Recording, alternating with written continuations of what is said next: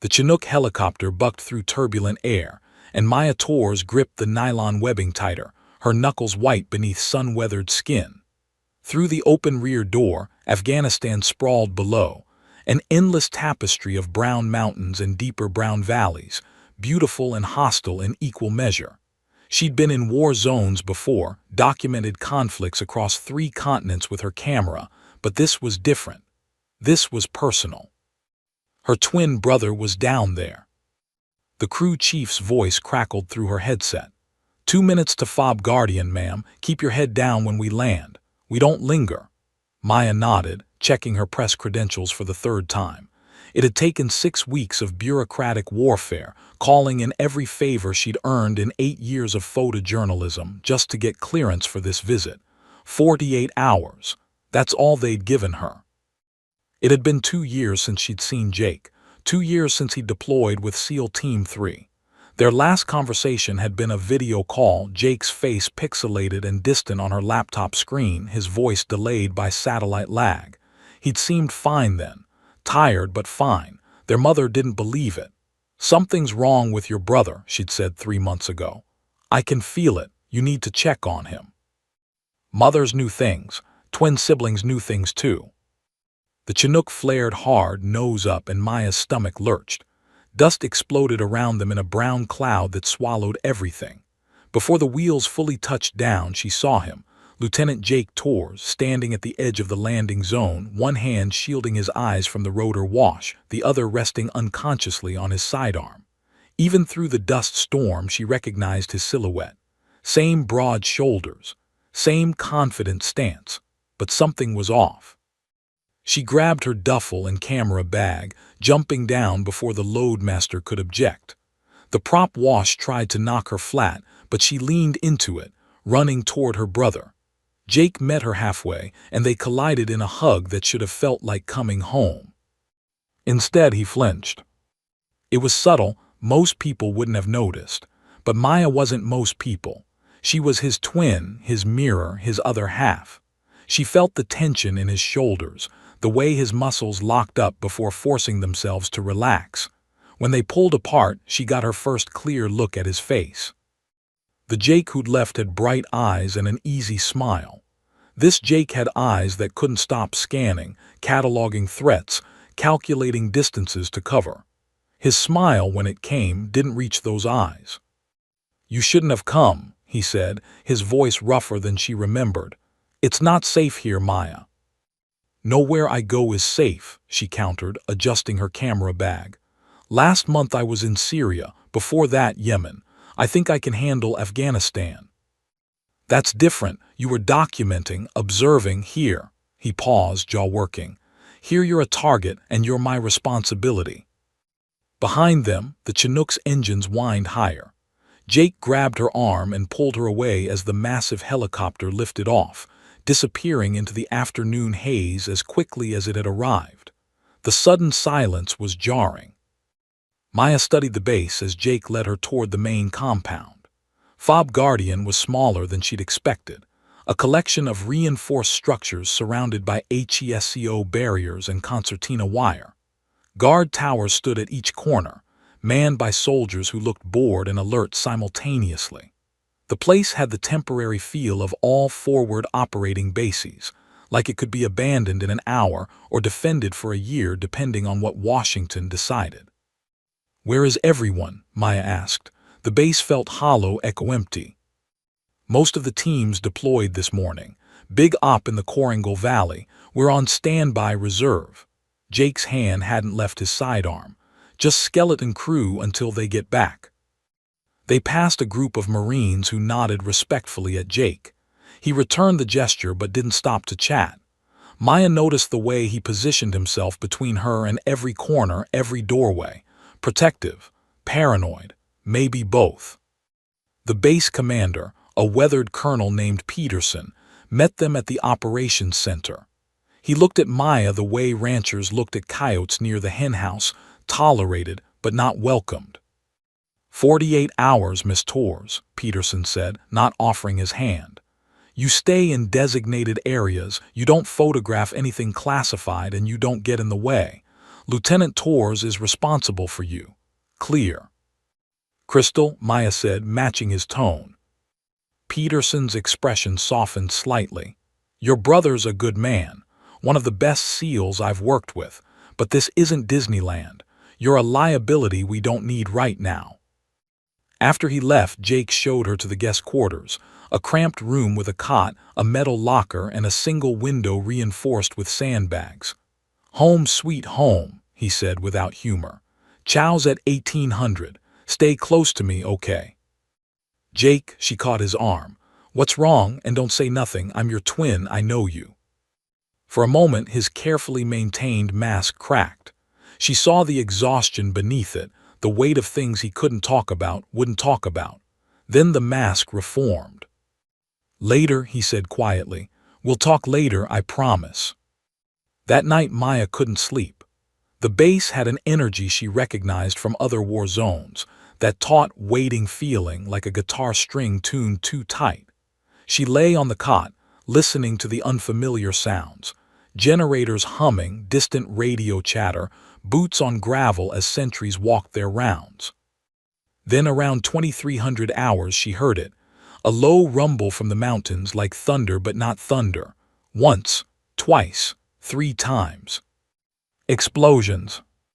She sat up, heart racing. They sounded close, too close. Through the reinforced window, she saw Jake running toward the operations center, along with every other person on base. Maya grabbed her camera out of pure instinct. Something was happening, something was coming. She had no idea that in less than 3 hours, everything would change. That the relative safety of this forward operating base was an illusion about to shatter. That the sounds in the mountains weren't random attacks, they were coordination signals. The enemy was coming, and Fob Guardian, with its skeleton crew and false sense of security, was exactly where they wanted to strike. Maya checked her watch, 23:17 hours. The last normal moment of her life was ticking away. Morning came with deceptive tranquility. Maya woke to the sound of reveille echoing across Fob Guardian, the scratchy bugle call fighting against the generator's constant rumble. The explosions from the previous night had turned out to be controlled demolitions, or so the official word claimed. Jake had returned to her quarters at 200, told her everything was fine, and left before she could press him for details. She didn't believe him for a second. The mess hall was half empty when she arrived for breakfast. Maybe 20 personnel total, scattered across tables meant for 60. She grabbed powdered eggs and coffee that tasted like motor oil, then spotted Jake sitting with 3 other men. He waved her over. Maya, meet the guys. This is Doc Ramirez, our medic. A stocky Latino man with kind eyes and a tattoo of the caduceus on his forearm nodded. Petty Officer Chen, communications specialist. Chen was younger, maybe 25, with the lean build of a distance runner. And this ugly bastard is Chief Morrison, our logistics wizard. Morrison, a grizzled man with gray threading through his buzz cut, snorted. She looks like you, Jake. Does that make her ugly too? The table erupted in laughter and Maya felt some of the tension from last night dissolve. This was the military she recognized from her embed work, dark humor as a coping mechanism, brotherhood forged under pressure. But she also noticed what wasn't said. The empty chairs, the way Jake's eyes kept drifting to the door. How many people are supposed to be on this base? Maya asked, sipping her terrible coffee.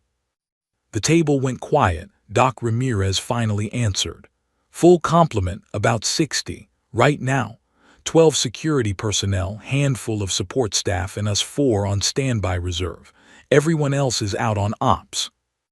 That seems, Maya searched for a diplomatic word, minimal. That's one way to put it, Morrison muttered, stabbing his eggs. Another way is sitting ducks, but what do I know? I just manage the supply chain. Jake shot him a warning look, but Morrison didn't back down. There was tension here, Maya realized. Strategic disagreements, fear masked as frustration. After breakfast, Jake offered to show her around the base. As they walked, Maya photographed everything her credentials allowed, soldiers maintaining weapons, the armory's exterior, the daily routines that kept a forward operating base functional. Through her lens, she captured the isolation of this place, the way it sat in a valley surrounded by mountains that could hide an army. "Want to blow off some steam?" Jake asked when they reached the firing range, a cleared area backed by a massive sand berm. "See if you remember anything I taught you." Maya grinned. "You sure you want to embarrass yourself in front of your baby sister?" "I'm older by 4 minutes, that hardly counts." 4 minutes is 4 minutes. The range was empty except for a bored-looking corporal who served as range safety officer. Jake signed out an M4 carbine and 2 magazines. The weapon was heavier than Maya remembered, more substantial. She checked the chamber automatically, empty, then examined the sights. "Muscle memory," Jake observed, approval in his voice. "When's the last time you shot?" 2 years ago. That ranch in Texas, remember, before you deployed." She didn't mention that she'd thought about that day constantly, replaying every lesson he'd taught her, as if somehow keeping the memory alive would keep him safe. Jake set up paper targets at 25 meters, 5 rounds standing unsupported. "Show me what you've got." Maya seated the magazine, chambered a round, and settled into her stance. The familiar weight of the rifle, the pressure point of the trigger, the discipline of breathing control, it all came back. She exhaled slowly and squeezed. The first shot surprised her, as it should. The subsequent 4 came in a rhythm she didn't have to think about. When she lowered the rifle, Jake was already walking to the target. He came back shaking his head, but there was pride in his eyes. 5 shots, 5 in the black, tight grouping. Not bad for a civilian. "Not bad," Maya raised an eyebrow. "That's all you've got." Doc Ramirez had wandered over, drawn by the gunfire. "Let me see that." He examined the target, then whistled. "Jake, your sister can shoot, like really shoot." "She always could," Jake admitted. "I just forgot how good." They spent the next hour on the range. Jake coached her through different positions, kneeling, prone, shooting from behind cover. Chen joined them, setting up more complex scenarios. Maya found herself enjoying it, the technical challenge, the focus required. For a brief time, she wasn't a photojournalist in a war zone. She was just a sister, spending time with her brother, doing something they both understood. But reality intruded when the afternoon convoy arrived.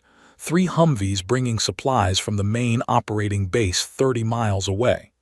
Morrison supervised the unloading with Doc's help, and Maya noticed Jake's entire demeanor change. He became hypervigilant again, positioning himself with clear sightlines, his hand drifting to his sidearm. "The convoys are the most dangerous part," Jake explained quietly. "Ambush opportunities, IEDs, every arrival is a risk." Maya photographed the unloading process, capturing the controlled chaos of military logistics.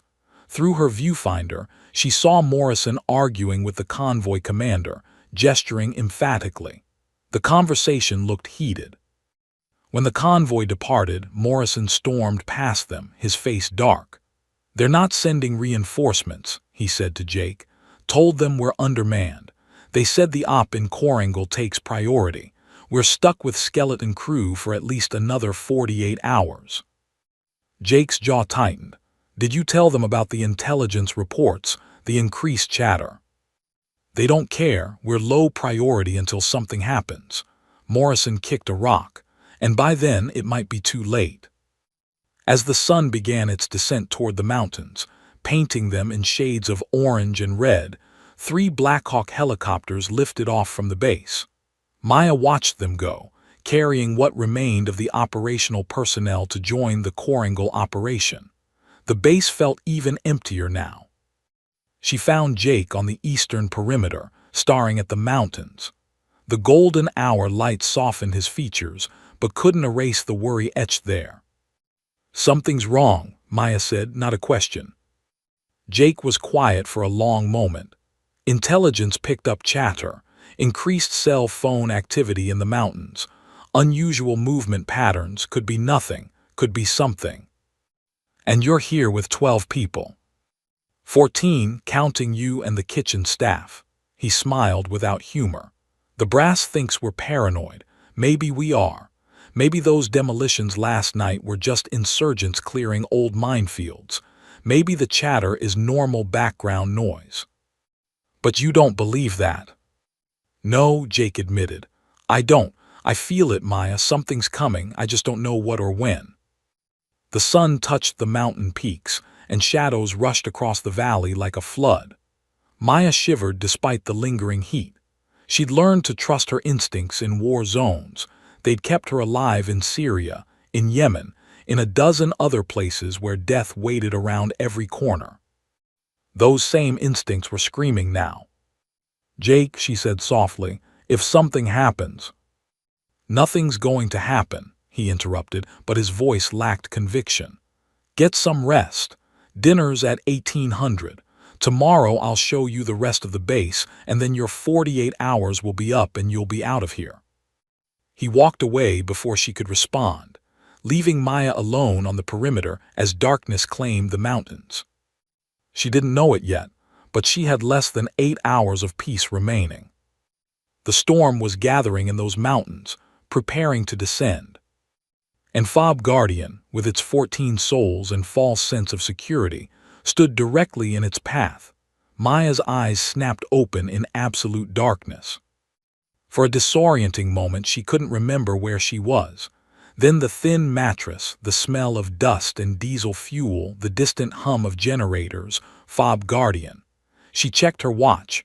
2:03 hours. Something had woken her, but she couldn't identify what. Then the world exploded. The blast wave hit first, a concussive force that felt like a giant's fist slamming into the building. The windows shattered inward despite their sandbag reinforcement, spraying glass and grit. Maya rolled off the cot instinctively, hitting the floor as the ceiling rained dust. Her ears rang with a high-pitched whine that drowned out everything else. A second explosion, closer, the entire building shook. Then came the gunfire, not the controlled, disciplined shots of a firefight, but a wall of automatic weapons fire. AK-47s, dozens of them, their distinctive crack-crack-crack overlapping into a continuous roar. Maya's training kicked in, the hostile environment courses, the countless war zones, the survival instincts honed through years of documenting conflict. She scrambled toward her boots in the darkness, her hands shaking as she laced them. Grabbed the essentials, camera bag, credentials, phone. Her fingers moved mechanically even as her mind struggled to process what was happening. The door to her quarters exploded inward. Maya screamed, diving behind the overturned cot. But the silhouette in the doorway was familiar, broad shoulders, the distinctive outline of tactical gear. Maya, Jake's voice cut through the ringing in her ears. Move now. He was across the room in 3 strides, hauling her up by her arm. That's when she saw the blood. His left shoulder was dark and wet, the fabric of his uniform torn, blood streaming down his arm. You're hit. Later, he shoved her toward the door. We need to move. The corridor was chaos. Smoke billowed from somewhere, illuminated by emergency lights casting everything in hellish red. Soldiers ran past, weapons up, shouting coordinates and contact reports. An explosion somewhere outside shook the building again, and chunks of ceiling crashed down where they'd been standing seconds before. Jake pulled her into a run, his good hand locked around her wrist. They burst out of the building into a nightmare. Fob Guardian was burning. Tracer rounds cut through the smoke-filled air like deadly fireflies, green from the insurgent positions, red from the defenders. The eastern perimeter was gone, just a gap in the defensive wall where HESCO barriers had been blown apart. Through that gap poured figures in dark clothing, dozens of them, spreading through the compound like a flood. Contact east, multiple hostiles breaching Alpha Sector. Someone screamed over the radio. Jake dragged Maya toward a concrete barrier, pushing her down behind it. Bullets sparked off the barrier's face, inches from her head. She pressed herself flat, her heart hammering so hard she thought it might break her ribs. "How many?" Jake shouted into his radio, blood dripping from his wounded shoulder onto the dusty ground. "At least 40, maybe more." Chen's voice came back tight with controlled panic.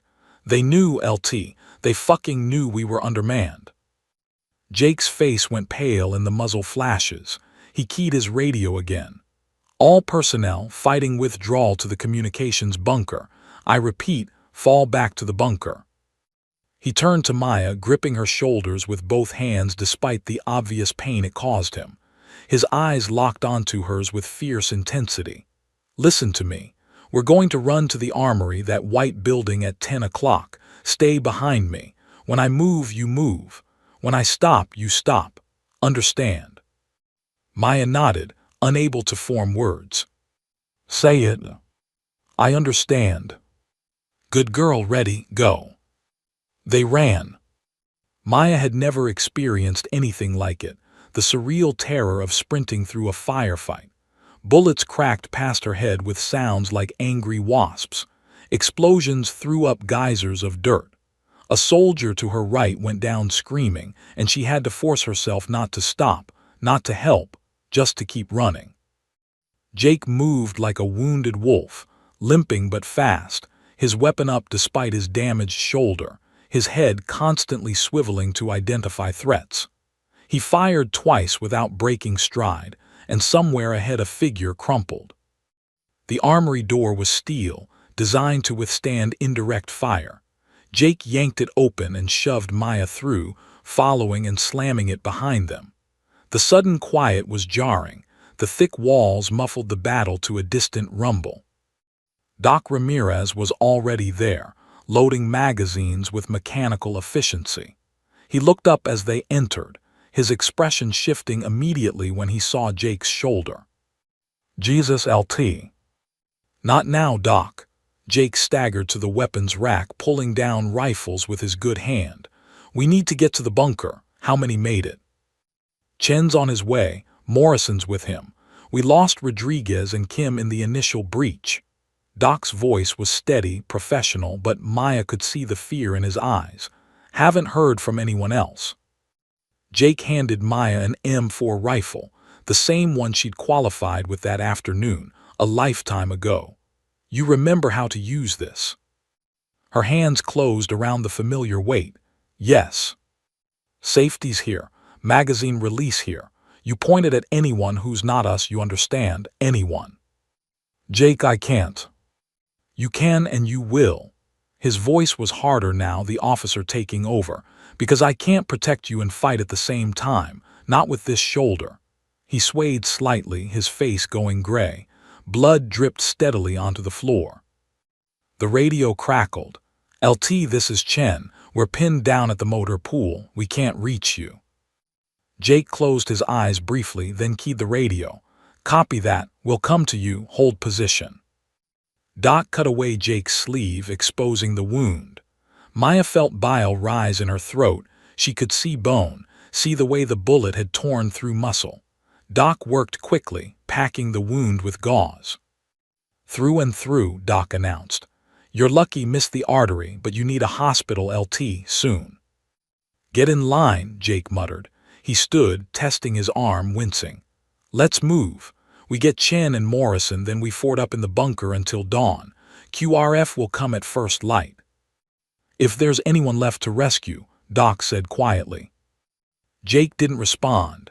He moved to the door, cracked it open, scanning the compound. Maya watched him transform. Despite the wound, despite the blood loss, he was still a SEAL, still a warrior. This was what he'd been trained for. She gripped the rifle tighter, her photographer's hands now wrapped around a weapon of war. "Clear," Jake whispered. "Stay close, we move fast." They stepped back into hell. The night was far from over. The compound had become a maze of death. Maya followed Jake and Doc through the burning ruins of Fob Guardian, her finger resting on the trigger guard of the M4. Every shadow could hide an enemy. Every corner could be an ambush. The acrid smoke burned her lungs, mixing with the smell of cordite and something worse, burning flesh. Jake moved like a ghost despite his wound, using hand signals she somehow understood. Stop. Move. Cover. Her body obeyed before her mind could process the commands. Behind her, Doc breathed steadily, his medical pack bouncing against his back. They reached the motor pool by cutting through the destroyed mess hall. Inside, furniture was overturned, windows shattered. A body lay near the serving line, one of the kitchen staff. Maya forced herself not to look at the face. "Chen Morrison," Jake hissed into the darkness. "Here," Chen's voice came from behind a disabled Humvee. "We've got company." Muzzle flashes erupted from the vehicle's far side. Maya hit the ground as bullets chewed through the mess hall wall above her head. Jake returned fire with controlled bursts, advancing despite his wounded shoulder. Doc grabbed Maya's collar and dragged her behind an overturned table. "How many?" Jake called out. "3, maybe 4, Morrison's deeper voice answered. "They've got us boxed in." Jake's face was pale, sheened with sweat. He was losing too much blood. Maya could see him calculating odds, distances, angles of fire. Then his eyes found hers. "Can you shoot?" Maya's mouth went dry. "I qualified on the range." "That's not what I asked." His voice was sharp, cutting. "Can you point that rifle at another human being and pull the trigger?" She thought about lying, about saying yes just to make him feel better, but this was Jake, her twin, her mirror. He'd know. "I don't know," she whispered. Something shifted in his expression, not disappointment but a grim acceptance. "Then stay down and stay safe. Doc, on me." What happened next took less than 30 seconds but felt like an eternity. Jake and Doc moved with practiced coordination, suppressive fire and movement, each covering the other's advance. Maya watched, frozen, as her brother, wounded, bleeding, became someone she barely recognized. A warrior, a killer, efficient and brutal. When the firing stopped, 4 bodies lay near the Humvee. Jake didn't even look at them. Chen emerged from cover, his face smudged with dirt and blood. Morrison followed, limping, his left leg soaked red below the knee. Maya's training as a journalist kicked in. She documented enough conflicts to recognize a shrapnel wound when she saw one. "Can you walk?" Doc asked Morrison, already moving to assess the injury. "I can run if I have to." Morrison's jaw was clenched tight against the pain. "Where to, LT?" "Communications bunker. It's reinforced, defensible. We hold there until QRF arrives." Jake swayed slightly, catching himself against the Humvee. His face had gone from pale to gray. "Jake," Maya reached for him. "I'm fine," but he wasn't. Blood had soaked through Doc's field dressing, dripping down his fingers. "Let's move now." The communications bunker sat at the compound center, a squat concrete structure built to survive rocket attacks. Getting there meant crossing 40 meters of open ground. Maya could see figures moving through the smoke, insurgents clearing buildings, hunting survivors. "We'll never make it across," Chen said, voicing what they all knew. Jake studied the terrain with fatting focus. "Smoke grenades. We throw everything we have, create a wall, and run like hell." It was a terrible plan. It was also their only plan. They pooled their smoke grenades, 5 total. On Jake's signal, they threw them in a line across their route. Within seconds, thick white smoke billowed up, creating a curtain. But smoke worked both ways. If they couldn't see the enemy couldn't see them either. Both sides would be firing blind. "Go," Jake shouted. They ran. Maya's world compressed to the pounding of her boots, the weight of the rifle, the shapes of her companions appearing and disappearing in the smoke. Bullets cracked through the white wall, invisible death searching for targets. Someone screamed. She couldn't tell who. Her lungs burned. Her legs screamed. The bunker door materialized ahead like a mirage. Chen reached it first, yanking it open. Morrison stumbled through, then Doc. Jake grabbed Maya's arm and threw her inside, following and slamming the steel door behind them. Heavy bolts slid home. For a moment, they just breathed. The bunker was 15 feet square, windowless, lit by emergency lights. Radio equipment lined one wall. Weapons racks lined another. A steel door at the back led to an emergency tunnel, their last escape route if the main entrance was breached. Maya counted heads, 5 of them, Jake, Doc, Chen, Morrison, and herself. Out of 14 people on the base, only 5 had made it. Jake collapsed against the wall, sliding down to the floor. His eyes were unfocused, his breathing shallow and rapid. Doc was at his side immediately, cutting away more uniform, exposing the wound again. "He's going into shock," Doc announced. "Lost too much blood. I can stabilize him, but he needs a hospital soon." "How soon?" Morrison asked. 6 hours, maybe 8 if we're lucky. Chen checked his watch. QRF won't launch until daylight. That's 5 hours minimum plus flight time. We're looking at 7 hours earliest. "He'll make it," Doc said, but his voice lacked conviction. Maya knelt beside her brother, taking his good hand. His skin was cold and clammy. "Jake, stay with me, you hear me? Stay with me." His eyes found hers, struggling to focus. "Shouldn't have come." "Shut up, save your strength." Morrison moved to the communications equipment, flipping switches, adjusting dials. His expression darkened with each attempt. "Radio's dead. Main antenna must have been hit in the initial attack." "Try the backup," Chen suggested. "Backup's damaged too. We're transmitting but not receiving. Can't tell if anyone's hearing us." Morrison slammed his fist on the console. "We're cut off." Doc finished bandaging Jake's shoulder, then moved to Morrison's leg. The bunker filled with tense silence, broken only by Jake's labored breathing and the distant sounds of the insurgents systematically clearing the surface buildings above them. Maya sat against the wall, still holding Jake's hand, watching her brother's life leak away despite Doc's best efforts. This couldn't be happening. She was supposed to document wars, not be trapped in one. She was supposed to be the observer, the recorder, the one behind the camera. Chen was doing inventory, his voice clinical. Ammunition for maybe 2 hours of sustained firefight, water for 3 days, medical supplies almost depleted, no working long-range communications. "So we wait," Morrison said. "We hold until someone realizes we're dark and sends help." "If they realize," Chen corrected quietly.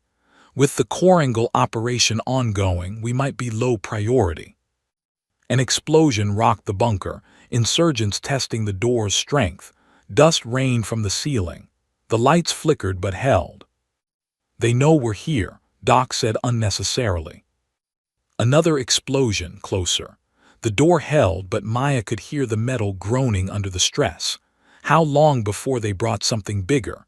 How long before they simply waited them out? Jake's hand tightened on hers.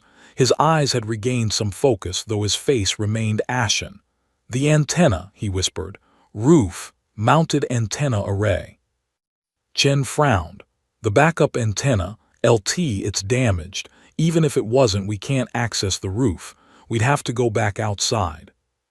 "Not damaged, just disconnected." Jake's breathing was ragged. "Cable severed in the blast. Someone could repair it." Morrison and Chen exchanged looks. "Someone would have to climb to the roof," Morrison said slowly. "Through enemy-controlled territory. Repair the cable. Then stay there to operate the radio because the bunker set can't reach it wirelessly." "It's suicide," Chen stated flatly. Jake's eyes closed. "It's our only chance." Doc checked Jake's pulse, his expression grim. "His BP's dropping. Even with fluids, he won't last until morning without real medical intervention."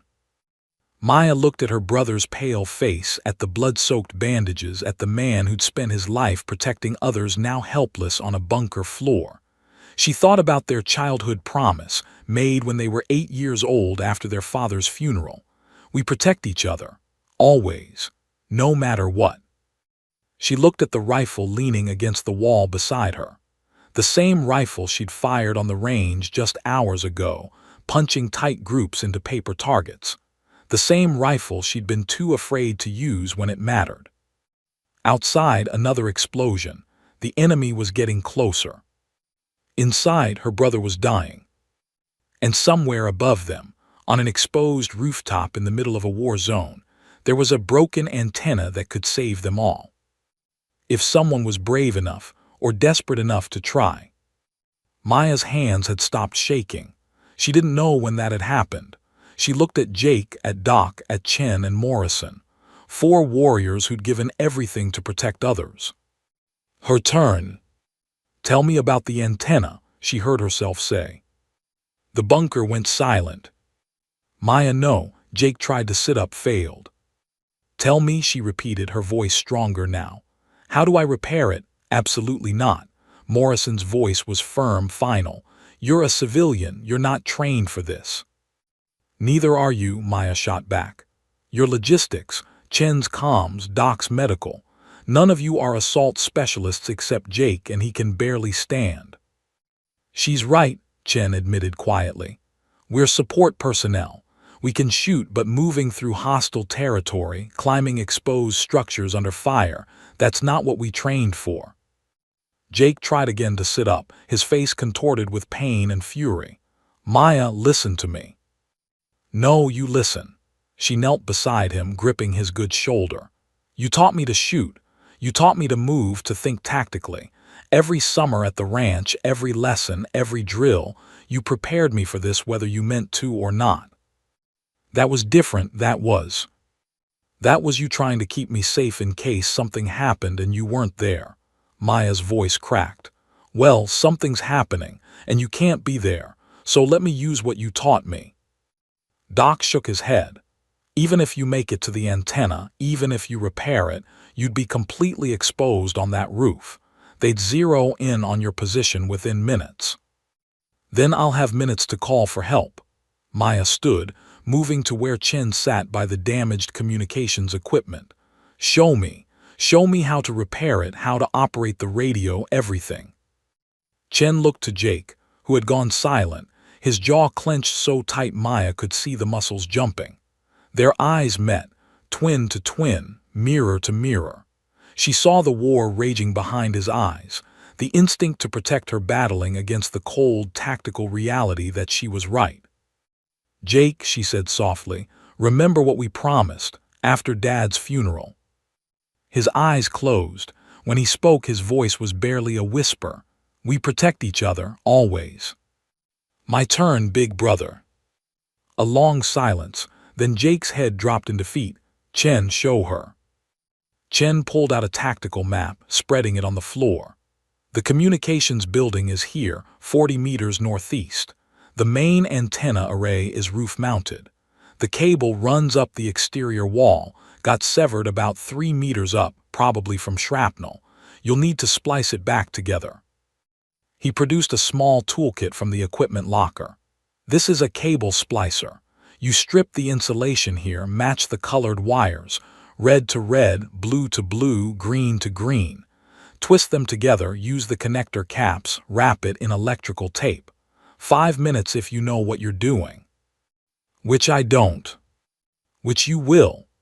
Chen spent the next 20 minutes walking her through it, making her practice on spare cable until she could do it by feel in the dark. Her photographer's hands, trained for fine motor control with camera equipment, adapted quickly. Doc approached with Jake's tactical vest and gear. "This is rated for rifle rounds, but it's not magic. Center mass is protected, but your arms, legs, head, all vulnerable." He helped her into it, adjusting straps. The weight was immense, at least 25 pounds. "Night vision," Morrison said, handing her Jake's PVS-14 monocular. "The world goes green, but you'll see in the dark. This is the on switch. This adjusts brightness. Battery's good for another 6 hours." Jake watched from the floor, his face a mask of anguish. When Doc finished with the vest, Jake gestured her closer. With his good hand, he pulled her down until their foreheads touched, something they'd done since childhood, their own private ritual. "Listen carefully," he breathed. "The emergency tunnel exits behind the motor pool. You'll be behind their main position. Use that. Move slow, stay low. The comms building has an external ladder on the east side. They probably haven't secured it because it's exposed. That's your route up. Okay. The roof has a concrete equipment housing you can use for cover. Get behind it before you start working on the cable. And Maya, his voice broke. If they rush your position, if you can't hold them off, you run. You leave the antenna and you run. You understand me? I understand. Say you promise. Jake, promise me. His hand gripped hers with surprising strength. If it goes bad, you save yourself. The mission isn't worth your life. Maya looked into eyes that were identical to her own, saw the fear and love and desperate hope there. I promise, she lied. Chen handed her the tactical radio, showing her the frequency settings. Once you're up there and the antenna's live, switch to this channel. It's the emergency QRF frequency. Call sign is Guardian Actual. You say, Mayday, Mayday, Mayday. Guardian Actual declaring broken arrow. FOB Guardian under attack. Immediate QRF required. Then you give them our coordinates. Broken arrow means we're being overrun, Morrison explained grimly. It's the highest priority distress call. Everything stops. Every available asset diverts to you. How long until they arrive? The three men exchanged looks. Finally, Chen answered. Marines at Camp Leatherneck can have birds in the air in 10 minutes. Flight time maybe 30 minutes, so 40 minutes total. 40 minutes, Maya repeated. She'd have to hold an exposed position alone for 40 minutes. Doc pressed something into her hand, Jake's sidearm, a Sig Sauer P226. Backup weapon, 15 rounds, point and shoot. He also gave her 2 extra magazines for the M4. 110 rounds total, make them count. Morrison moved to the emergency tunnel entrance, checking the passage. We'll create a diversion. Give you 60 seconds to get clear, then we'll open up on the main door, make them think we're trying to break out that way. Maya stripped off her camera bag, a photojournalist's most prized possession, and handed it to Doc. If I don't make it back, there are photos in there. My whole career. Make sure they get published. You'll publish them yourself, Doc said firmly, but he took the bag. She turned to Jake one last time. He'd managed to prop himself against the wall, his face gray but his eyes clear. I'm sorry, he said. I'm sorry I can't be the one to go. I'm sorry you have to do this. Don't be. Maya checked her rifle one final time, chambering a round. You spent years preparing for moments like this. Turns out you were preparing me too. She moved to the tunnel entrance. Morrison gripped her shoulder. You get that antenna working, we'll owe you our lives. Just have coffee ready when I get back. Good coffee, not that motor oil from the mess hall. Chen managed a weak smile. Deal. Maya looked back at her brother one last time. Jake raised his good hand, a salute, a blessing, a farewell. She returned it, then dropped into the tunnel. The passage was narrow, dark, smelling of damp earth and concrete. She activated the night vision and the world turned green. Behind her, she heard the steel door seal shut. Maya was alone now. She crawled forward, rifle dragging beneath her, tactical vest scraping against the tunnel walls. 20 meters. 30. The exit was ahead, a metal hatch leading to the surface, to the battlefield, to whatever awaited her in the burning ruins of FOB Guardian. She thought about fear, about courage, about the fine line between them. She was terrified, her heart hammered, her hands trembled, her breath came short and fast. But fear didn't matter anymore. Jake mattered, Doc mattered, Chen and Morrison mattered. They'd given everything to protect others. Now it was her turn. Maya reached the hatch, pressed her ear against it, listening. Gunfire in the distance. Voices shouting in Pashto. The crackle of flames. She gripped the handle, said a prayer to a god she wasn't sure she believed in, and slowly, carefully pushed it open. The night rushed in smoke, heat, the smell of war. Maya Torres, photojournalist, civilian sister, climbed out of the tunnel and into hell. The real fight was about to begin. The night air hit Maya's face like a furnace blast, smoke, cordite, and the copper tang of blood. She emerged from the tunnel behind the skeletal remains of the motor pool, exactly where Jake had said she'd be. Through her night vision, the world was rendered in shades of green. Burning vehicles glowing white-hot, bodies dark shapes on the ground, and movement. Insurgents patrolling in pairs, searching buildings, consolidating their hold on the base. She was behind enemy lines. Maya pressed herself against the tunnel exit, forcing her breathing to slow. Think like Jake. Move like Jake. She scanned the area through the PVS-14, counting hostiles. 6 visible from her position, but there would be more. Always more. The communications building sat 40 meters away across open ground littered with debris. A straight run would be suicide. She'd have to move slowly, use cover, become invisible.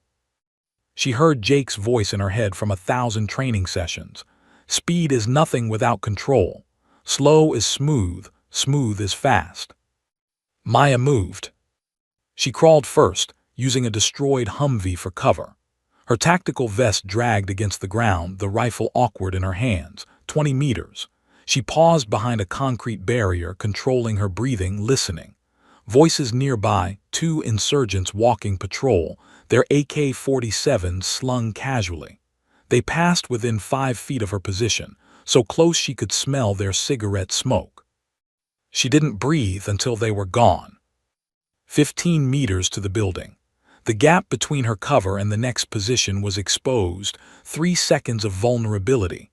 Maya watched, waited, timing the patrols. When a burst of gunfire erupted from the bunker, Morrison's diversion, every head turned toward the sound. She ran. 3 seconds felt like 3 hours. Her boots pounded the dirt. The rifle banged against her chest. Any moment she expected bullets, shouts, death. Then she was sliding behind a pile of sandbags, her heart threatening to explode from her chest. Made it. The communications building loomed above her, its white paint scorched black from fire. The exterior ladder Jake had mentioned was there, a metal frame running up the east wall. But between her and the ladder stood 10 meters of completely open ground. No cover, no concealment. Maya studied the insurgent positions through her night vision. They were focused on the bunker, preparing for an assault on the steel door. She could see them placing explosives, arguing about placement. They expected the Americans to be trapped inside, helpless. They weren't watching the roof. Now or never. Maya sprinted for the ladder.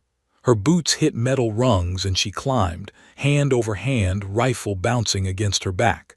The ladder seemed to go on forever, 10 feet, 15, 20. Her arms burned. The tactical vest felt like it weighed 100 pounds. Then she was pulling herself onto the flat roof, rolling away from the edge, gasping for air. For a moment she just lay there, staring at the smoke-filled sky. She'd made it. Against all odds, she'd made it. Get moving, Jake's dying. They're all dying. The roof was exactly as Jake had described, flat, with a concrete equipment housing in the center containing the antenna array. Maya low-crawled to it, using it for cover. The severed cable was where Chen said it would be, dangling against the building's exterior wall about 3 feet below the roofline. She'd have to lean over the edge to reach it. Maya lay flat on her stomach, extending her arm down. Her fingers brushed the cable end. Not quite. She shifted forward, half her torso hanging over the void, reaching, stretching. Got it. She pulled the cable up, finding the other severed end still attached to the antenna housing. The toolkit was in her vest pocket. She pulled out the cable stripper, the wire nuts, the electrical tape. Her hands shook as she stripped the insulation away, exposing the colored wires beneath.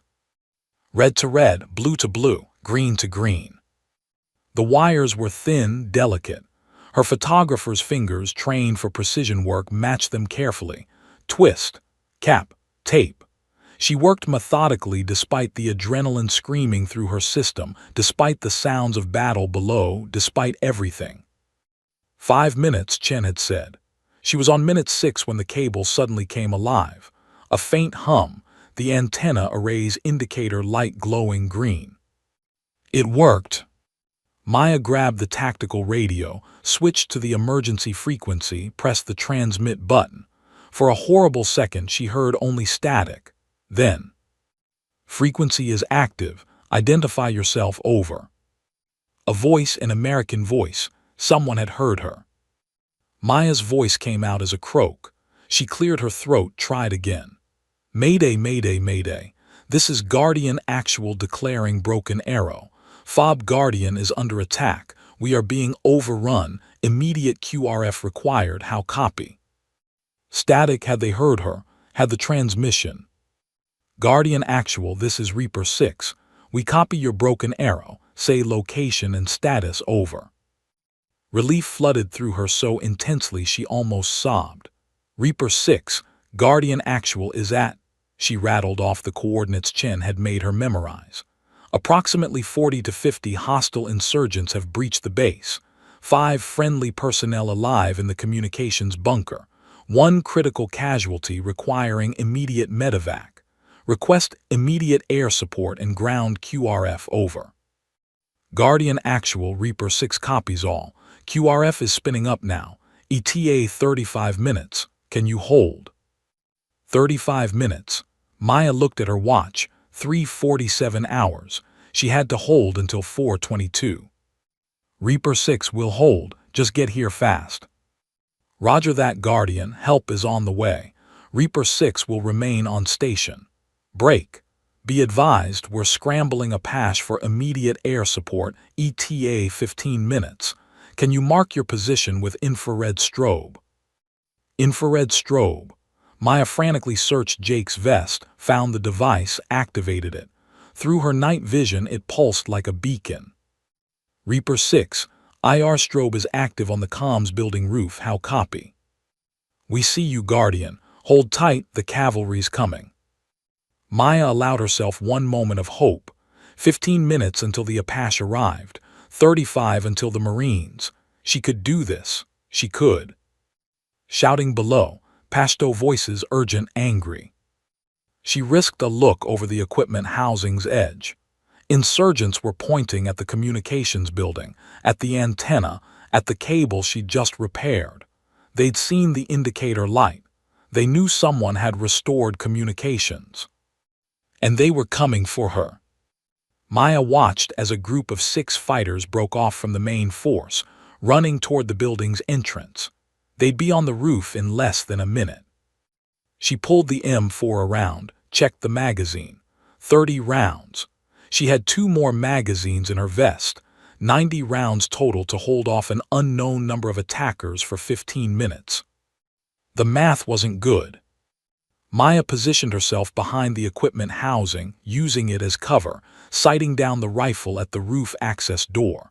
Her hands were steady now, her breathing controlled. Fear was still there, coiling in her gut like a living thing, but it was contained, manageable. She thought about Jake, bleeding out in the bunker below.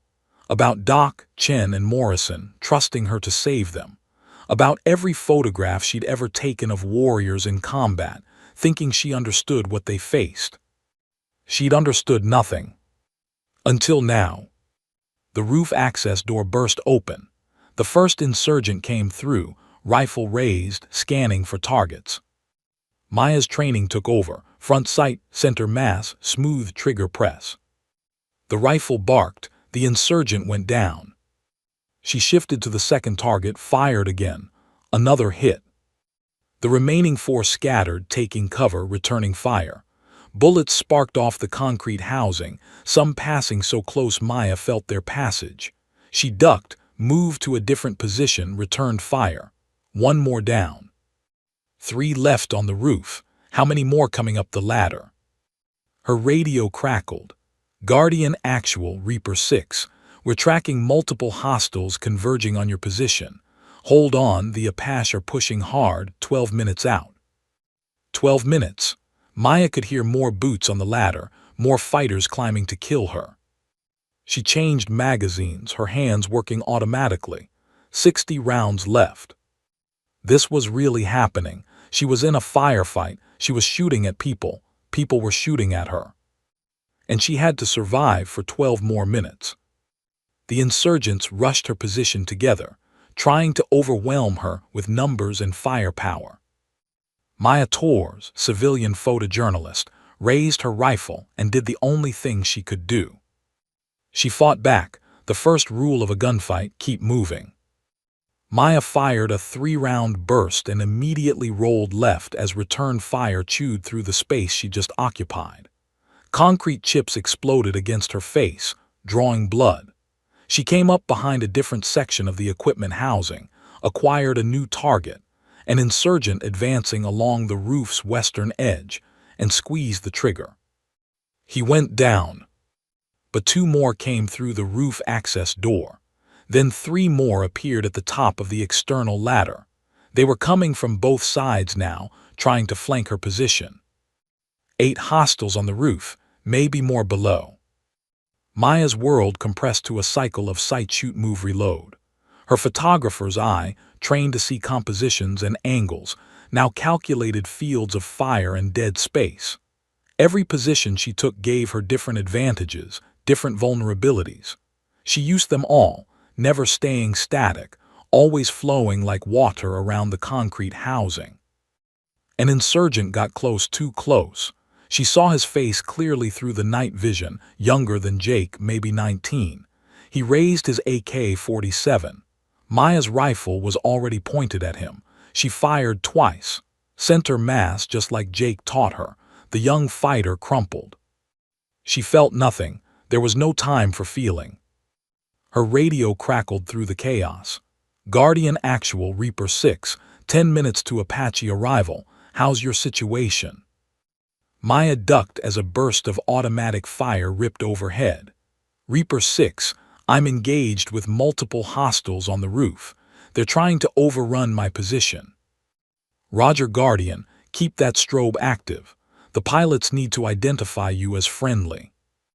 The IR strobe still pulsed on her vest, invisible to the naked eye but blazing through night vision. It was keeping her alive. The Apache would see it, distinguish her from the enemy.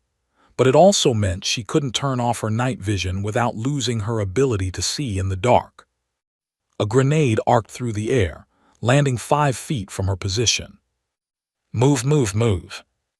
Maya threw herself backward as the explosion erupted, shrapnel whining past her head. The blast wave slammed her into the roof surface, driving the air from her lungs. Her ears rang, her vision blurred. Get up or die. She forced herself to her knees, disoriented. An insurgent rushed her, thinking she was finished. Maya's rifle came up on instinct. She pulled the trigger. Click. Empty magazine. No time to reload. The fighter was on her, swinging his rifle like a club. She blocked with her own weapon, felt the impact jar through her arms. They grappled, falling, rolling. He was stronger, heavier, trained. He got on top of her, hands reaching for her throat. Maya remembered Jake's hand-to-hand training. When you're outmatched, fight dirty. She drove her thumb into his eye. He screamed, rearing back. She bucked her hips, rolling him off, scrambling away. Her hand found Jake's pistol on her hip. She drew, pointed, fired. 3 shots. He stopped moving. Her hands shook as she holstered the pistol and reloaded her rifle. Last magazine. 30 rounds left. 8 minutes until the Apache. The radio traffic was constant now. The quick reaction force coordinating. The Apache pilots receiving their briefing. The whole machinery of American military power grinding into motion. But they were still minutes away, and she was here, now, bleeding and running out of ammunition. More insurgents appeared at the ladder. They'd learned to be cautious, using covering fire, advancing by pairs, professional, organized. These weren't random fighters. This was a coordinated assault by people who knew what they were doing. Maya picked her shots carefully now, making every round count. She hit one fighter in the leg, sending him tumbling off the ladder. Shifted aim, hit another in the shoulder. They pulled back, regrouping. A moment of relative quiet. She used it to check herself.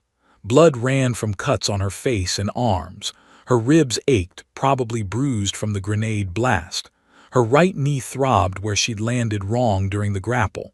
But she was alive, still functioning, still fighting. Guardian Actual, this is Reaper 6. Apache flight is 5 minutes out. Say your ammunition status. Maya looked at her magazine indicator.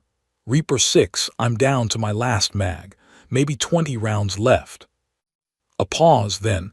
Guardian, you need to hold for 5 more minutes. Can you do that? Could she? Maya looked at the roof access door, at the ladder, at the insurgents regrouping in the shadows. They were preparing for a final rush. They knew help was coming. They had to take her down before the Apache arrived. Reaper 6, I'll hold. Because what else could she say? That she was terrified. That she'd never been in a real fight before today. That 3 hours ago she'd been a civilian photographer who'd never pointed a gun at another human being. None of that mattered. Jake was dying in the bunker below. Doc, Chen, and Morrison were counting on her, and she'd made a promise. We protect each other, always. The insurgents came all at once, a coordinated assault from 3 directions. Roof access, ladder, and somehow they'd gotten men onto the adjacent building who now fired across the gap. Bullets came from everywhere. Maya fought like a cornered animal. She used every trick Jake had taught her, every lesson from the range, every instinct she'd developed. Shoot, move, use cover, conserve ammunition. She hit 2 more fighters, drove back a 3rd. But they were closing in, overwhelming her with numbers. A bullet grazed her left arm, burning like fire. Another hit her vest's ceramic plate, the impact like a hammer blow that drove her to one knee. She kept firing. 15 rounds, 10, 5. An insurgent made it to the equipment housing, coming around the corner at point-blank range. Maya's rifle was pointed the wrong direction. No time to swing it around. He raised his AK-47, triumph in his eyes. Then the sky split open. The Apache attack helicopter came in low and fast, its 30 chain gun roaring like the voice of God. Tracer rounds, red streams of death, carved through the night, walking across the rooftop. Insurgents disintegrated under the massive firepower. The fighter who'd had Maya dead to rights simply ceased to exist, obliterated by high-explosive rounds. A second Apache joined the first, then a 3rd. They circled Fob Guardian like avenging angels, their weapon systems painting the base in infrared and thermal imaging, distinguishing friend from foe. Guardian Actual, Reaper 6, Apache on station, get down and stay down. Maya dropped flat as the helicopters unleashed hell. Rockets screamed from wing pylons, impacting insurgent positions with devastating precision. The chain guns never stopped firing, their distinctive BRRRRRT sound filling the air. The rooftop firefight was over in seconds. Bodies littered the roof around Maya's position, some she'd put down, some the Apache had eliminated. She lay gasping, unable to quite believe she was still alive. Guardian Actual, Reaper 6, Marines are 3 minutes out. Sit tight, we've got you. Maya keyed her radio with shaking hands. Reaper 6, thank you. Guardian, you held that position like a goddamn warrior. Well done. She closed her eyes, fighting back tears. She'd done it. She'd actually done it.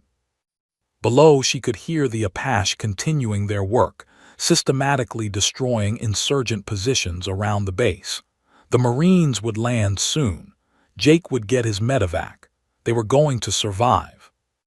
Maya's rifle lay beside her, bolt locked back on an empty magazine. She'd fired every single round. 3 minutes until rescue. She just had to hold on for 3 more minutes. After everything she'd survived tonight, 3 minutes seemed easy. Almost, the Marines came at dawn. Maya heard them first, the distinctive thump-thump-thump of Black Hawk rotors cutting through the smoke-filled air. She tried to stand, to wave, but her legs wouldn't cooperate. She'd been holding her position for so long that her body had simply shut down, running on fumes and adrenaline that was now completely spent. Through her night vision, battery dying, the image flickering, she watched the helicopters flare over the compound. Fast ropes dropped and Marines slid down like spiders on silk threads, hitting the ground in combat formation. They moved with lethal efficiency, the Apache providing overwatch as they cleared the base building by building. Guardian Actual, this is Reaper 6. QRF has boots on ground. Stay on the comms building roof with your IR strobe active. They're coming to you. Maya's hand fumbled for the radio. Roger, Reaper 6. Her voice was barely a whisper. Within minutes, she heard boots pounding up the ladder. Her hand instinctively moved toward her empty rifle before her brain caught up. These were friendlies. She was safe now.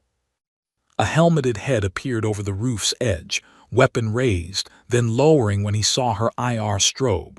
Friendly, we got a friendly. More Marines topped the ladder, fanning out to secure the roof. One knelt beside Maya, his young face creased with concern. Ma'am, are you Guardian Actual, the one who made the call? Maya nodded, unable to form words.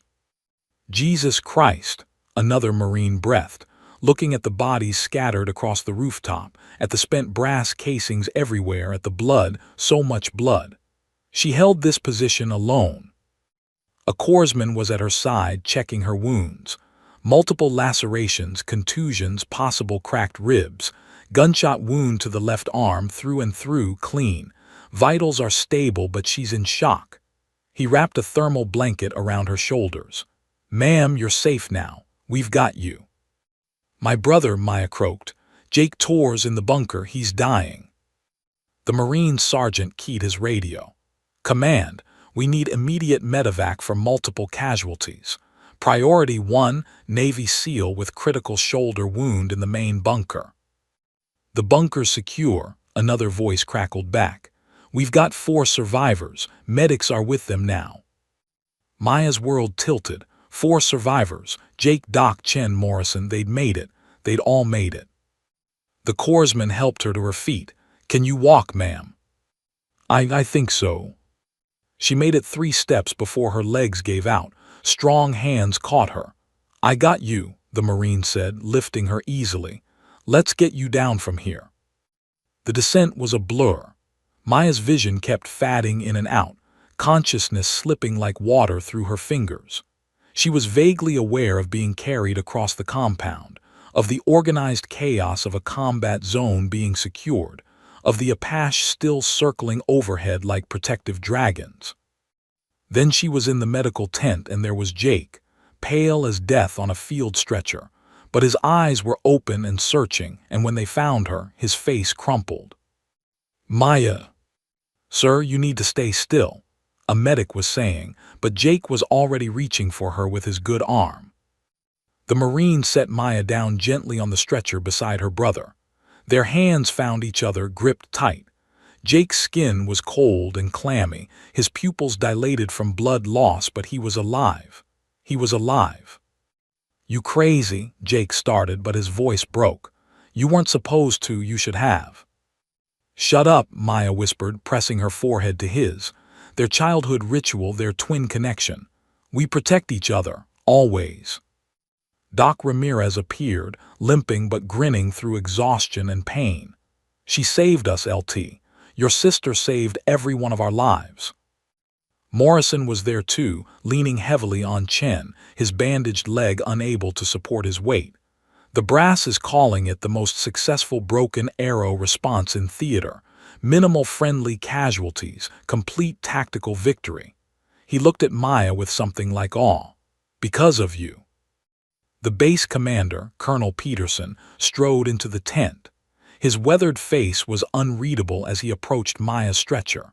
For a long moment, he just stared at her, this civilian photographer who'd become a warrior in a single night. Then he came to attention and saluted. Maya's eyes widened. Around the tent, every Marine who could stand did the same. A sign of respect reserved for fellow warriors, for those who'd proven themselves in combat. Miss Torres, Peterson said formally, On behalf of the United States Marine Corps and the men of FOB Guardian, thank you. Your actions under fire saved 15 American lives and maintained this strategic position until reinforcements could arrive. His voice softened slightly. You have my deepest respect and my apology for calling you a liability. Maya didn't know what to say. She just nodded, overwhelmed. The medevac helicopters arrived minutes later. Maya and Jake were loaded together, Doc's insistence overriding protocol. As the Black Hawk lifted off, Maya got her first clear view of FOB Guardian in daylight. The base was destroyed, burning, littered with bodies and debris. The communications building where she'd made her stand was pockmarked with bullet holes, its roof scorched black. Looking at it from the safety of the helicopter, she couldn't quite believe she'd survived. Maya, Jake's voice pulled her back. His eyes were serious, searching hers. What you did up there, do you understand what you did? She thought about the fighters she'd killed, about the blood on her hands, literal and figurative, about the moment she'd crossed the line from observer to participant, from documenting war to waging it. I understand, she said quietly. You're going to carry it. What happened tonight? The faces, the shots, all of it, it doesn't go away. Maya looked at her brother, at the haunted eyes she'd noticed when she first arrived, at the weight he carried that she'd never fully understood until now. I know. But you're not alone. His hand squeezed hers. I'm here, we'll carry it together. The flight to Bagram took 40 minutes. Surgeons were waiting when they landed, whisking Jake away immediately. Maya was treated for her wounds, 14 stitches in her face and arms, 3 cracked ribs, the through-and-through gunshot wound cleaned and bandaged. The doctors wanted to keep her for observation, but she refused until she knew Jake was stable. The surgery took 6 hours. When they finally let her see him, Jake was unconscious but alive, his shoulder reconstructed with pins and plates. The surgeon told her he'd make a full recovery, though his SEAL career was likely over. Maya sat by his bedside for 3 days while he recovered.